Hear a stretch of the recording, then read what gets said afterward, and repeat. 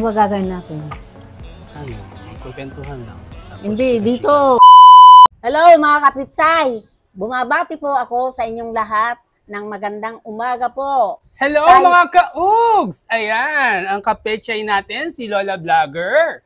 Gagawa tayo ngayon ng masarap na siomai. Ayan, kakaiba yung gagawin natin. Ituturo ni Nanay or ni Lola Vlogger ang kanyang recipe na talaga naman na mapapa-ugs kayo sa sarap. At syempre, sasamahan natin yan ng beef chow fan. Siomai at chow fan, di ba?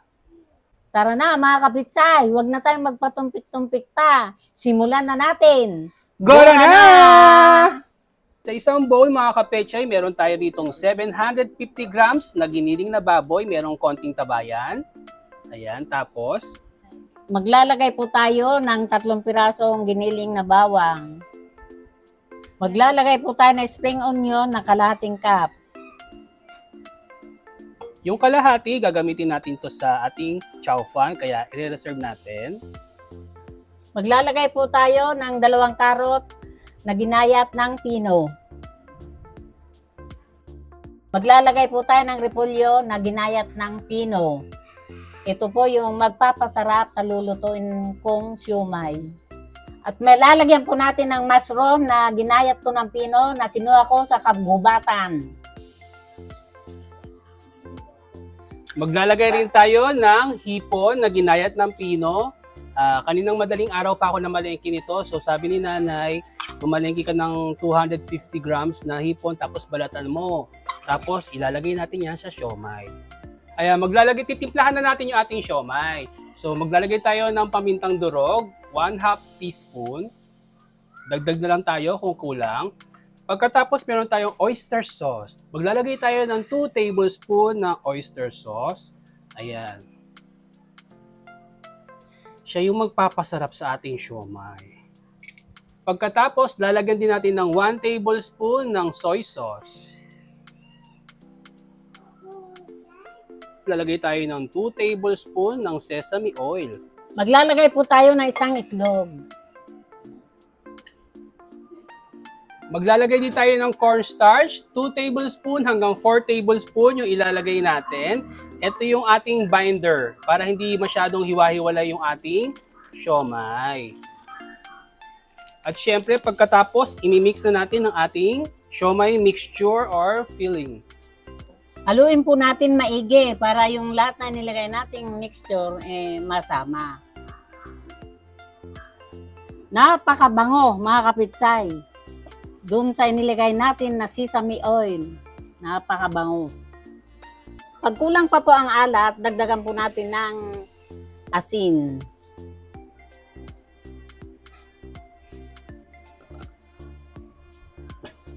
Ayan, kapag syempre natapos na tayong maghalo, i-chill muna natin to sa ating refrigerator ng 1 to 2 hours. Pagkatapos, saka natin ilalagay sa wrapper. Siyempre, pagka na-chill at nahalo na maigi, imamarinate natin siya ng 1 to 2 hours para manuot yung sarap. After 2 hours na na-marinate, babalutin na po natin.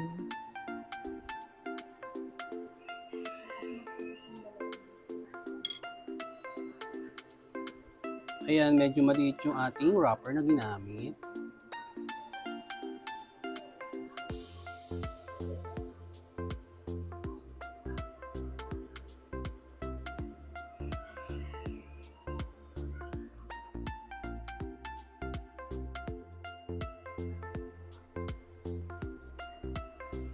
Lalagyan natin siya sa steamer, pero yung steamer natin, pinahiram muna natin yan ng oil para hindi dumikit ang ating mga siomai.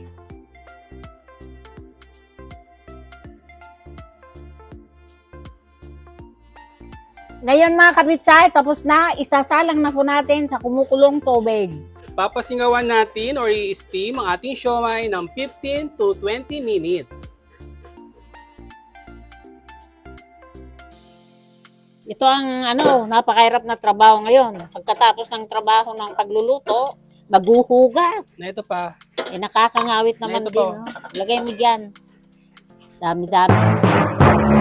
Batin. Ito yung parte na napakasarap ng trabaho. urungin.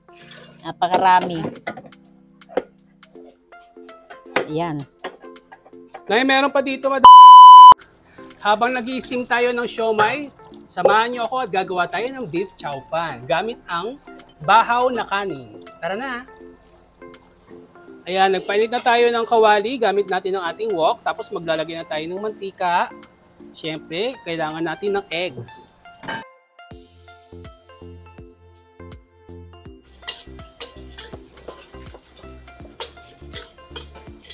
Ayan, syempre, after ma-fry ang eggs natin, hanguin na natin ito. Magigisa na tayo ng bawang. Syempre, pag medyo mapula na ang bawang, lalagay na tayo ng sibuyas.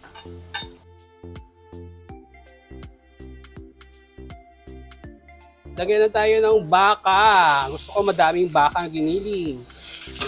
Kasi nga beef chow fan, so lalagay tayo ng giniling na baka. Timplahan natin ng 2 tablespoons ng soy sauce.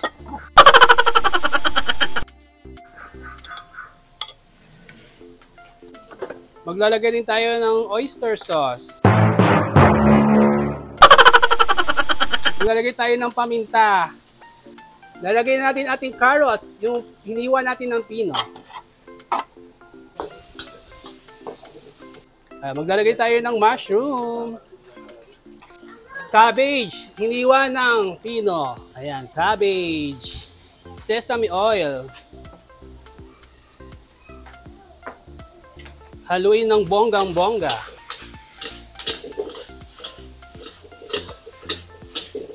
Rice.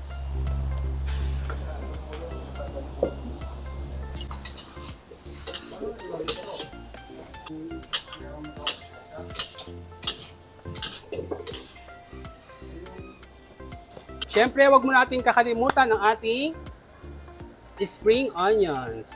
Tira tayo ng konti para sa ating garnishing. At saka natin ilalagay ang eggs. Ito yung ating eggs, hindi siya masyadong scrambled.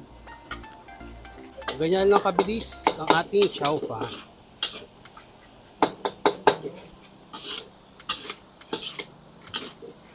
Ito yung beef chow fan natin na hindi tinipid. Napakasarap. Season na natin to ng salt and pepper. Hello mga kapechay at mga kaogs! Narito na ang ating chow pan at Siomai!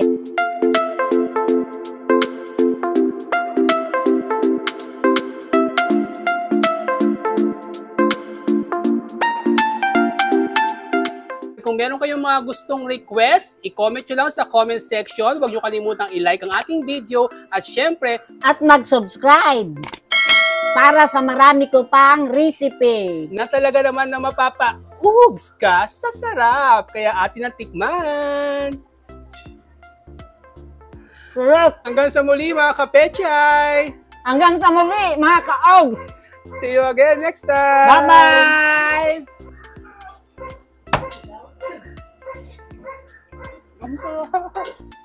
Mano yung ginagawa mo?